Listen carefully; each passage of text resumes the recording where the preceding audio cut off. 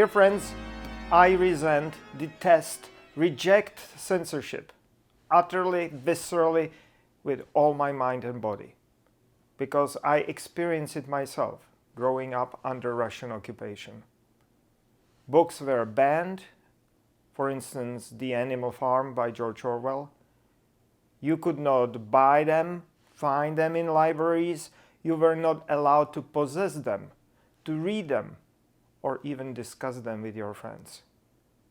For reading forbidden books, we could get in a real trouble. For smuggling those books, people ended up in jails. My parents and grandparents had it even worse under Nazism. People were sent to concentration camps just for listening to a wrong radio, like the BBC World Service.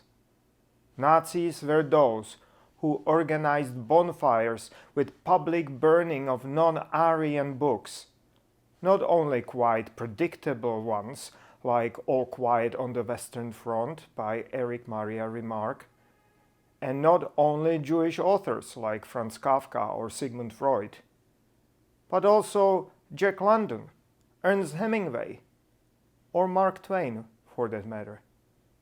And as you know, violence against books and these ideas was just the beginning. And even further back, under Inquisition, my Protestant ancestors were sent to forced labor for possession of Protestant hymnals and especially their Bibles. Thus, I resent, detest, reject censorship viscerally, intrinsically, and utterly.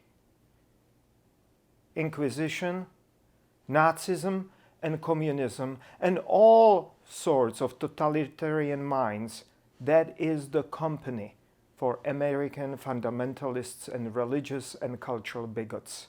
Take, for instance, this book. It is called Heather Has Two Mommies.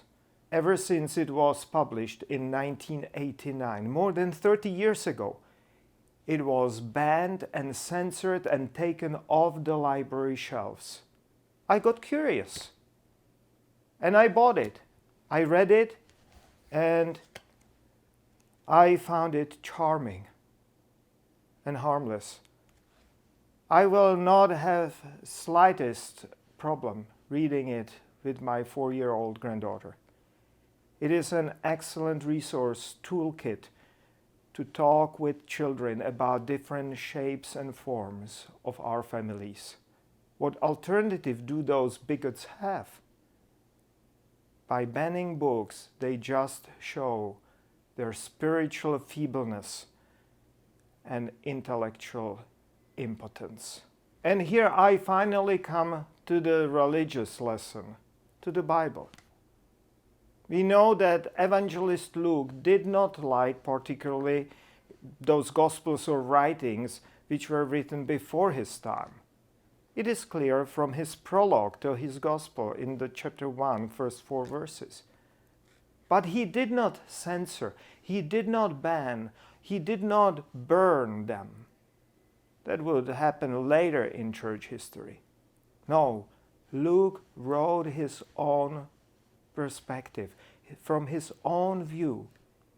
He trusted the power.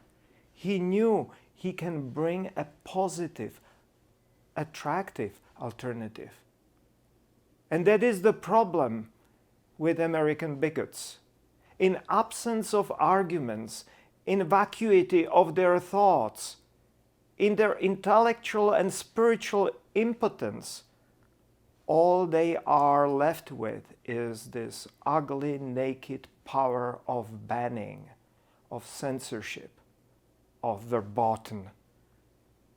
But thankfully, this banning, censorship, canceling books or ideas, friends, it never works. And that is something we should all know and take courage from the Bible and trust while actively working on educating and opening minds and souls. And if you don't like some ideas, come up with your own. better. If you don't like some books, don't burn them. Don't censor them.